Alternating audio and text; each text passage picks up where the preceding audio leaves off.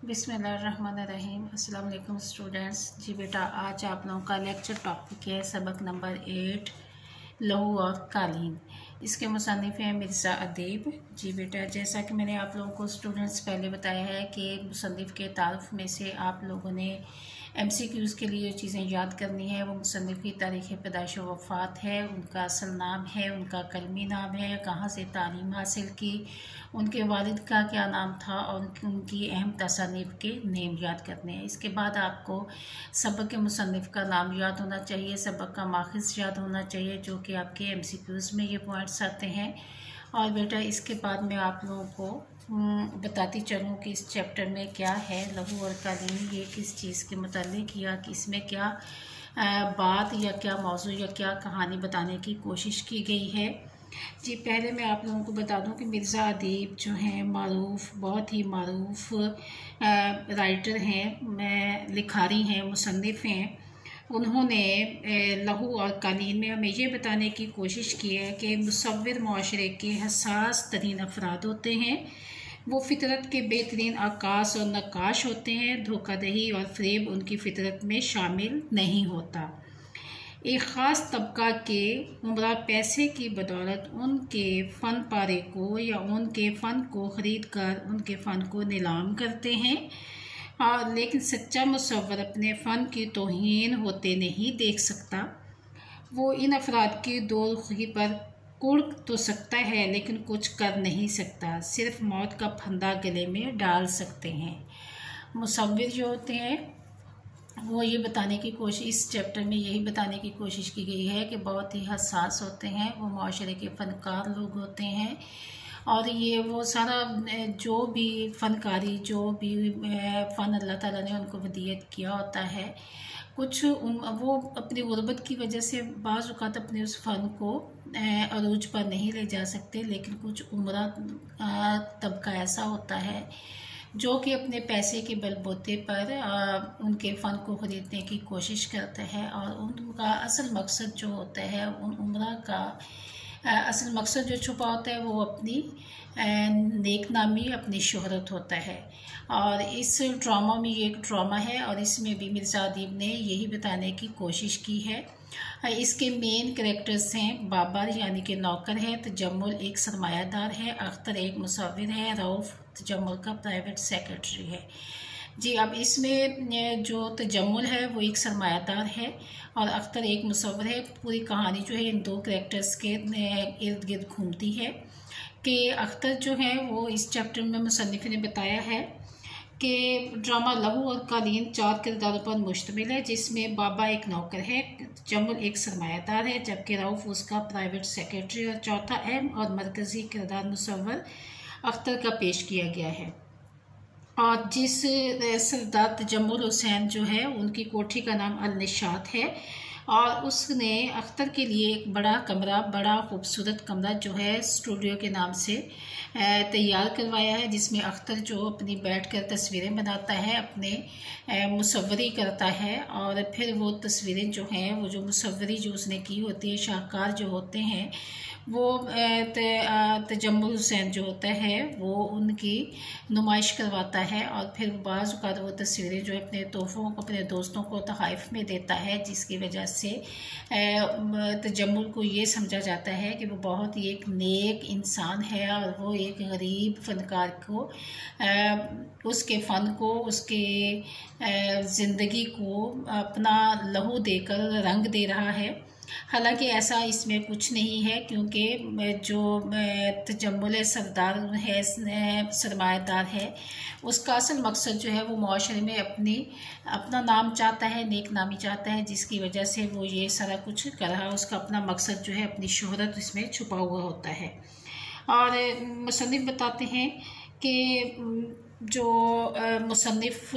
के बताने का असल मकसद भी यही है कि फ़नकार लोगों की कदर नहीं की जाती। हमेशा जो बड़े उमरा हैं वो उनके फ़न को ख़रीदने की कोशिश करते हैं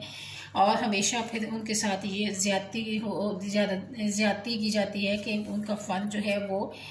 सस्ते दामों बेचा जाता है और जो है उमरा लोग जो हैं उनके फ़न की कदर ना करते हुए उनके फ़न को ख़रीदने की कोशिश करते हैं, और इस वजह से फिर ये होता है कि ये फ़नकार लोग जो हैं इस कदर दिल बर्दाश्त होते हैं कि वो अपने फ़न को खैराबाद कह देने की में ही आफियत समझते हैं। इस चैप्टर में यही बताया गया है कि जो अख्तर हैं, जब उनको ये पता चलता है कि उनके फ़न को सरदार तजम्मुल हुसैन जो है अपनी शोहरत के लिए इस्तेमाल कर रहे हैं, तो उन्हें बहुत अफसोस होता है और वो बहुत दुख होता है, और वो पागलपने की कैफियत तक पहुंच जाते हैं और कहते हैं कि सरदार तजम्मुल हुसैन ने मेरे फ़न को बेचा है, उन्होंने इसकी कदर नहीं की, उन्होंने मेरे फ़न को ख़रीदने की कोशिश की है। और यहाँ पर एक दूसरी बात ये भी बताई गई है कि जो फ़नकार है, अख्तर है, मुसव्विर, ये जब इसको इस चीज़ का एहसास होता है कि जो सेठ है वो उसके फ़न को अपनी शोहरत के लिए इस्तेमाल कर रहा है, तो फिर एक दिन ऐसा आता है कि वो भी अपनी फ़नकारी मुसव्वरी जो है किसी दूसरे अपने किसी गरीब दोस्त से करवाता है और उसके बदले में उसको पैसे देता है, और इस तरह से वो भी एक तरह से अपने मालिक को धोखा दे रहा है। और इस तरह जब सेठ को पता चलता है कि अख्तर जो है वो तस्वीरें खुद नहीं बनाता था बल्कि अपने किसी दोस्त से बनवा कर देता है, तो वो अख्तर को डांटता है और कहता है कि तुमने मुझे धोखा दिया है।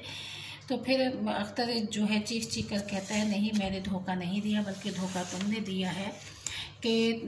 तुम मेरी तस्वीरें बनवा कर अपने नाम से उसको आगे अपने दोस्तों में भेजते रहे, और ये एक तरह से तुमने मेरे फ़न को अपनी शोहरत के लिए इस्तेमाल किया है। अख्तर जो हैं उनके करीब दोस्त होते हैं, वो भी मुसव्विर ही होते हैं, उनको पैसे की ज़रूरत होती है, तो अख्तर जो हैं उनसे तस्वीरें बनवाते हैं ताकि उनकी ज़रूरियात को वो पूरा कर सकें, और उनको उसके बदले में पैसा देते हैं, और वो तस्वीरें अपने नाम से आगे सेठ तजम्मुल को देता है। और सेठ तजम्मुल ये समझता है कि वो तस्वीरें अख्तर ही बना रहा है। जब सेठ तजम्मुल को इस बात का एहसास होता है कि अख्तर ने उसको धोखा दिया है, तो वो उसको कहता है कि तुमने मुझे बहुत बड़ा धोखा दिया है। तो इसके बदले में अख्तर कहता है कि नहीं, धोखा मैंने नहीं दिया बल्कि तुमने मुझे दिया है। और जब अख्तर की एक तस्वीर बनाई हुई होती है जिसको इनाम मिलता है, तो वो तस्वीर जो उनके उस दोस्त ने बनाई होती है जिनसे अख्तर तस्वीरें बनवाता है,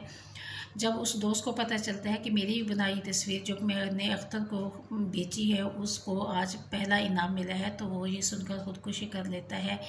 जिसकी वजह से जो अख्तर है वो चीख चीख कर तजम्मुल से कहता है कि तुम कातिल हो, तुमने आज एक कत्ल किया है,